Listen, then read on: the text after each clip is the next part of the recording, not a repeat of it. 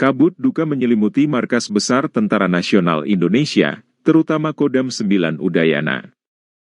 Perwira Tinggi Staf Ahli Tingkat 3 Bidang Sosbudkumham dan Narkoba Panglima TNI, Maijen TNI Harvendi tutup usia, pada Rabu 24 Juli pagi. Mantan Pangdam 9 Udayana tersebut dinyatakan meninggal dunia di Rumah Sakit Moh Ridwan Meraksa, Jakarta. Kepala Penerangan Kodam 9 Udayana, Kolonel Infanteri Agung Udayana dalam keterangan persnya menyampaikan, Maijen Harvendi pingsan, usai berolahraga di lapangan Tridek Mabes TNI pada pukul 8.20 waktu Indonesia Barat.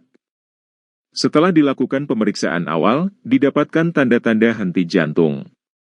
Kemudian dilakukan pertolongan pijat jantung dan dilanjutkan evakuasi ke RS Ridwan Meraksa untuk dilakukan resusitasi jantung. Berbagai upaya telah dilakukan oleh tim dokter.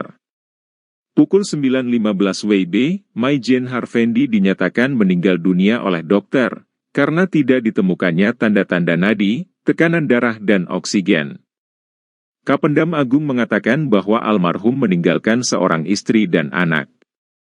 Ditambahkannya, Pangdam beserta keluarga besar Kodam 9 Udayana turut berduka cita yang mendalam, atas berpulangnya Maijen Harvendi. Selama masa dinasnya, telah banyak wujud pengabdian yang dilakukan almarhum. Kertanegara Bali Post melaporkan.